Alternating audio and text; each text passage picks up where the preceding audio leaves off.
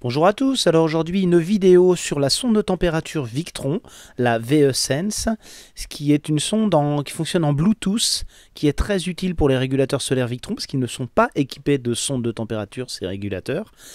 Alors on va voir comment on la met en service et comment on la paramètre, enfin comment on l'affecte au régulateur. Vous allez voir, c'est pas non plus quelque chose de très très simple. Allons-y.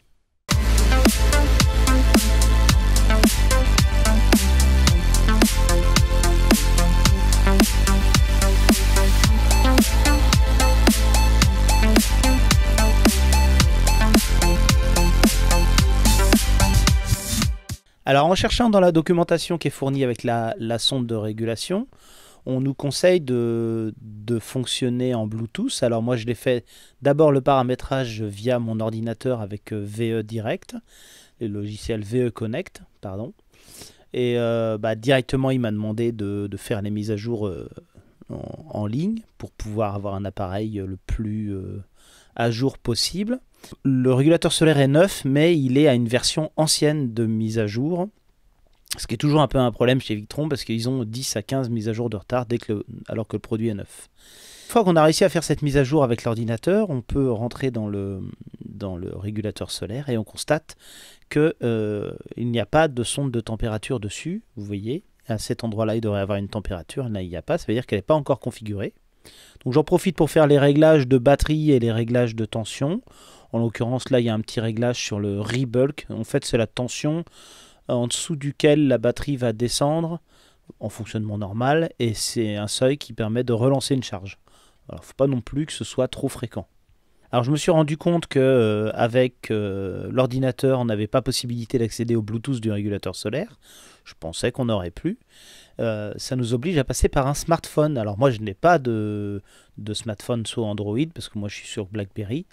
Donc je suis obligé de passer par le téléphone d'un ami. J'ai installé l'application sur son téléphone et en faisant une recherche Bluetooth, on a appairé les deux appareils, c'est-à-dire le régulateur solaire et la sonde sans fil au téléphone avec un code PIN à 6 chiffres, donc 6 x 0.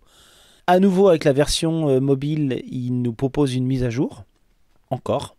Et il nous fait passer quelques seuils de mise à jour. Donc a priori, ce ne sont pas les mêmes mises à jour avec un smartphone ou avec un ordinateur.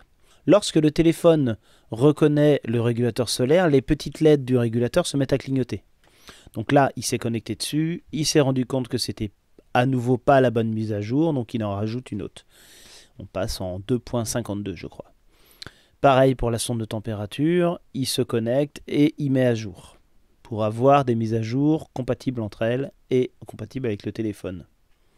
Donc on va sur la sonde de température, et puis on rentre dans les paramètres de la sonde de température et on crée un réseau. Il nous propose de créer un network, il appelle ça. On crée ce réseau, on lui donne un nom. Bon là je lui ai donné le nom de Manu. Et une fois qu'on a créé ce nom sur la sonde de température, on ressort. On va pouvoir utiliser ce réseau. On ne retourne plus sur la sonde de température normalement. Une fois que ce réseau est créé, on retourne sur la page principale, le mode local, et on va chercher à rentrer à l'intérieur du régulateur solaire, c'est-à-dire on clique sur régulateur solaire. La partie du statut de l'état du régulateur apparaît. Donc, ça veut dire qu'on est connecté au régulateur, et on va aller chercher dans les paramètres. Bon, à nouveau, il faut valider, accepter les différentes conditions générales. Et il faut cliquer sur le network, le réseau local de la sonde de température, et l'accepter, donc le rejoindre. Et une fois qu'on a rejoint ce réseau, les deux appareils sont appairés. C'est-à-dire qu'ils sont connectés entre eux et ils vont pouvoir fonctionner. Alors, si on contrôle tout ça avec l'ordinateur, avec le logiciel VE Connect, on peut se rendre compte que les deux appareils sont connectés. On voit bien la sonde de température qui fonctionne puisqu'on a 14 degrés d'affiché. Alors ça ne le fait pas tout le temps. Si le régulateur est éteint, qu'il n'y a pas de soleil, il peut ne pas l'afficher sur l'ordinateur. Je pense que c'est pareil avec le téléphone.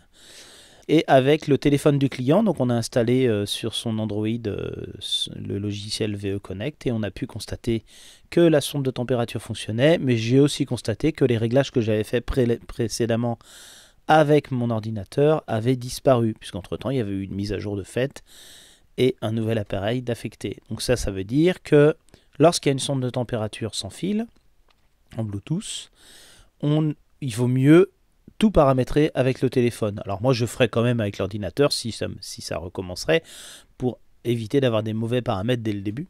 Mais à partir du moment où on a un téléphone de connecté, eh bien on le fait avec le téléphone, c'est-à-dire qu'il ne faut pas se tromper. Voilà. Bon, alors moi j'utilise très peu ces sondes de température, je préfère les régulateurs qui ont des sondes filaires parce que il y a toujours des risques de déconnexion, c'est du Bluetooth en permanence, ça consomme en permanence sur la batterie même si c'est très très faible. Mais bon, voilà comment on fait. C'est pas toujours simple, mais normalement, en suivant cette démarche, ça a fonctionné. Voilà, merci.